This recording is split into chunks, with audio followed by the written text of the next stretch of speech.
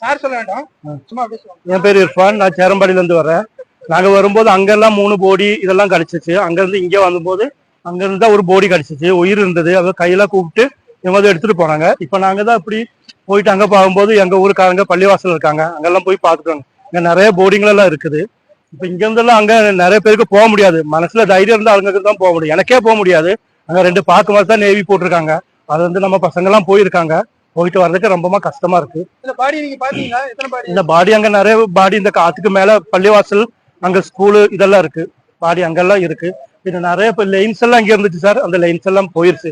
நமக்கு சொல்ல முடியாது, அவ்வளவு போய் பார்த்தா தான் தெரியும். இப்ப நானே இங்க குழியில இவ்வளவு கீழே போயிருச்சு.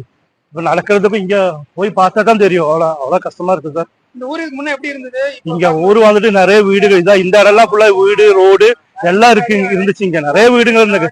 இப்போ நம்ம போற அங்கே நிறைய வீடுகள் எல்லாம் நிறைய போது இருக்கு வீடுகள்.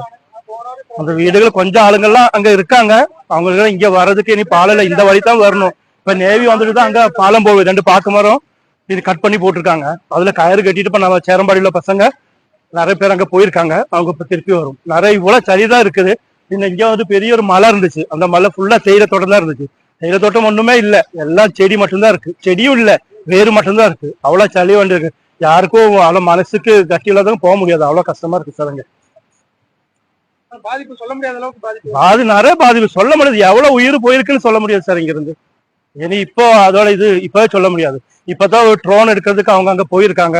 அங்க வீட்டுல 4 பேர் இறந்துருக்குன்னு சொன்னாங்க. அதுக்கப்புறம் நாங்க தான் கயிறு பிடிச்சு கொடுத்தோம். அது ஒரு பையன் தான் அப்ப அழுந்துட்டு போறா இருப்பாங்க. இப்ப உங்களுக்கு அங்க போலாம், அவ்வளவு கஷ்டம். நானே இப்ப சளியில இவ்வளவு பாத்தீங்களா, இவ்வளவு கீழே போயிடுச்சு சளியில. அவ்வளவு கஷ்டமா இருக்கு. கொஞ்ச நேரம் நின்று பாருங்க, யாராவது நம்ம சேரம்பாடி பசங்க வருவாங்க, ஏதாவது தகவல் கொடுப்போம். இப்போ சேரம்பாடியில நம்ம வீடு, மன்னாத்தில நம்ம வீடு உஸ்தாதெல்லாம் இருக்கு. அவங்க பள்ளியில தான் இருந்தாங்க. அவங்க அப்பா கொஞ்சம் முன்னாடி வந்திருந்தாரு. அதுதான் நாங்க இவங்க கஷ்டப்பட்டு இவங்க எல்லாரும் சேர்ந்து போயிருக்காங்க. நிறைய பேர் இருக்காங்க, மாட்டி இருக்கு.